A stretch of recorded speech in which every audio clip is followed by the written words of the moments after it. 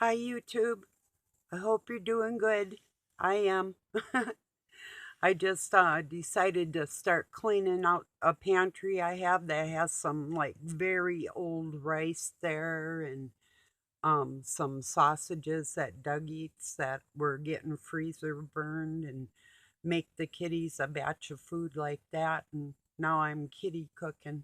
I've cooked for my horse too, so especially just like special treats, or if I had like a big bunch of something, or, like she'd have a bunch of cucumbers or squash or whatever, types of thing, or I'd actually just cook like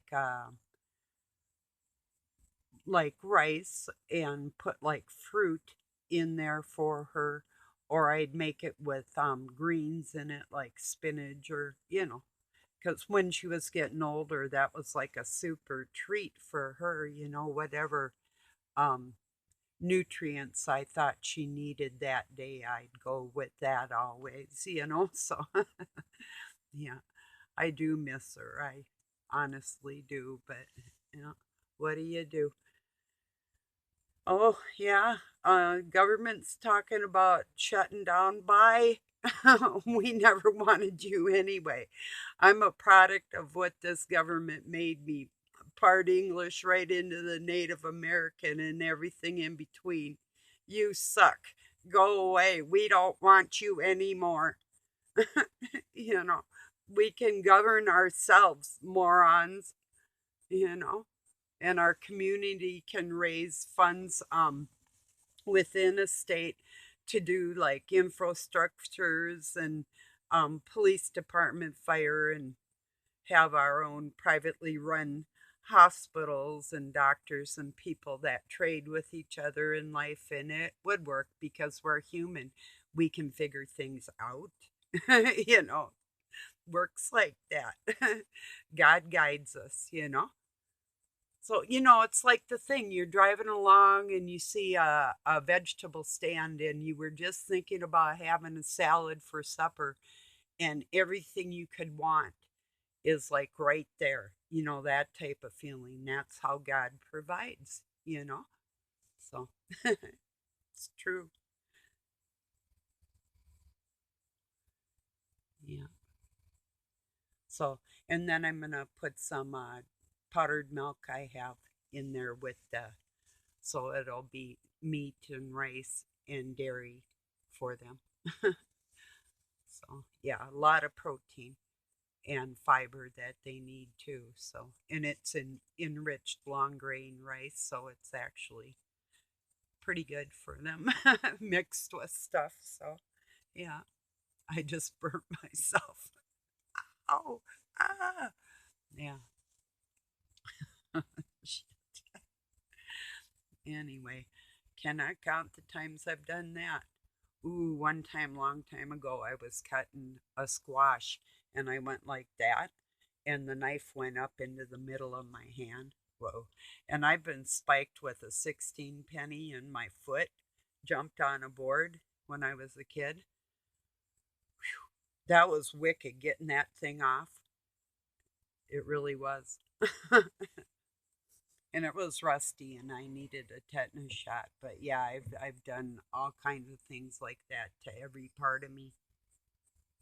So yeah, crazy. I was actively impulsive when I was out playing. So like I jumped off a hill and I thought I cleared these boards, or I thought it was safe. I thought the boards were safe because I've landed on them before and I could kind of bounce off them. It was a pile of boards. Um, in my grandpa's dump, it was a clean dump of fill on the edge of the town, Minneapolis. So I jumped. It's like a you know, 80-degree grade and about a 6 foot jump, which was pretty big at like about 9, and jumped on that sucker and man, spiked it right through my foot. Whoa. I was swimming in a lake too, and I cut my heel like that on a glass bottle. and all kinds of crazy, crazy things. Yeah. Spiked my other hand on a crayon box sliding off my bed. I stiffened up my body, and just slid down. So off the edge. But my crayon box was there as I was reaching out. It kind of just ripped my hand right open. Whoa. Weird things, just I have no idea. But it was this crayon box. I think my dad built it because he did woodworking. I'm not sure. They might have bought it. I have no idea. But it had a roof that I don't recall if it was on little hinges or if it was separate that would lift off, and it held one of the bigger boxes of crayons you could put in there.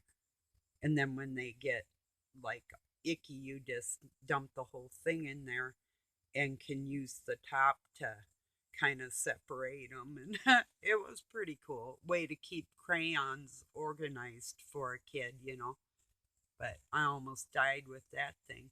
When you're bleeding, when you're little and things happen and you're all alone, it's like that's instinct with God right there. That's why I say, it's not, there is no separation in my mind. There's never been a time frame with that separation because I was always aware of him being there with help in my mind and soul. So seems more people are being more aware of that connection now, which makes my heart just singing. It's like, yes, for real. Oh, singing. On Facebook this morning, there's this little 2-year old. She's salsa dancing, and when the music hits, she's like, bam, and she's right into it, and she does this like double back step and flips her head and turns back around. That's when her partner, they kind of act like they were shunned, but they grab her and spin her kind of or pull her close. And this little girl is singing in Spanish and dancing. And but when the music came on, that was the craziest thing. She's like, she was just waiting for it, in a little kind of gray silver dress and silver sparkly shoes. So flipped me out, made my day. I'm like, this is how I feel on Mondays, LOL. You know, yeah. I used to always start my week whenever optimistic. Always, you know. It didn't always turn out like that, but yeah, I try. That's really how I do things. But yeah, so I'm gonna go out after I upload this and powder the kitty's house and put the food out for them tonight. So I've been getting up and going out early in the morning because it's been all gone no matter how much I put out. So it's like something very large. And there are some large Tommies out there too that come through, and a very large female. I think the mother of this other one that showed up. So, yeah, I'm feeding some critters out there.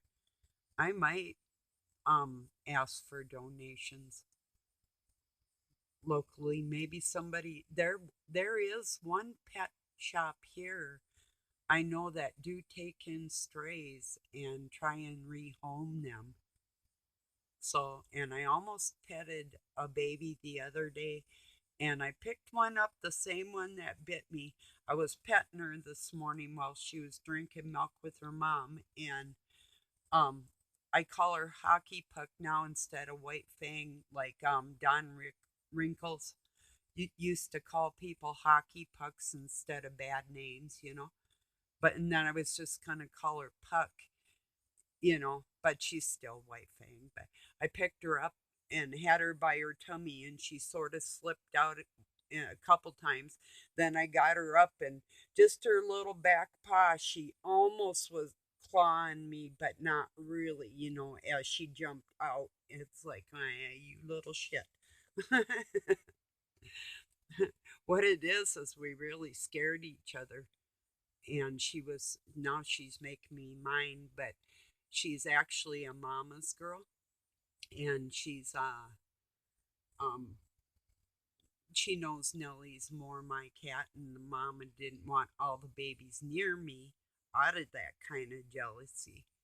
But so, and she respects her mother, so that's very cool. you know, I give mine a certain amount of respect, um, where they merit it, and I'm sure they feel the same about me. I hope they would, you know. So, yeah, that's a long shot, God. you know, wow. One that threw me away to begin with, and the other one that got me and never wanted me. so, take your pick. They're both jewels. well, they are in my heart, even if I got to stay away from people like that. So, it's the way it is. And you really don't want to push yourself on anybody anyway. That's the way I feel. So, seriously. If people don't want to be around me, I don't want them around me. If they give me one little indication that I'm an issue, well, that would be it. So, for real. Yeah. Oh, excuse me. I'm going to grab a cigarette. Yeah, I was just thinking too before I got on here. Oh, I'm going to unplug this. Um, that aside from when I worked at the casino, um, the only black clothes I really have are what people would give me. it's like this. It's like, hmm. And I have a black pair of slippers I haven't really worn yet that Doug got me. It's like but that's all there was, I think he said too, because he knows me. I think I've told some of you this before, but he wanted to get me this Harley uh, tank top. It was kind of not really bare midriff, but just almost kind of sort of, you know. And but he wanted to get me a black one, and I didn't want a black one. I wanted the light pink one. That was my taste, my style. And so we drove away without getting it, and it's right there. I'm like, oh, so you want me to dress like that, eh? Oh, what a bummer. you know. So if I dress like that, this dude's got a problem. Trust me. If I intentionally wear black, you know, just so I'm just letting you know this is not intentional. It just happens to be new, and I had it given to me, so. but it also does make a fashion statement for me, you know. So, well, I I know what's up with it because before uh I got serious in life, I was still a teenager and I was wearing black, but and blue jeans usually, but it would be the jewel neck, I was just still like a badass, so I like to look feminine, but I like to also um and dress how I know God would want me to dress. And especially in public, private's a little different. That's, or party time maybe, or perhaps, or something. Or if you're into bodybuilding or swimming or whatever, it is what it is. But there's still kind of a way to be in life.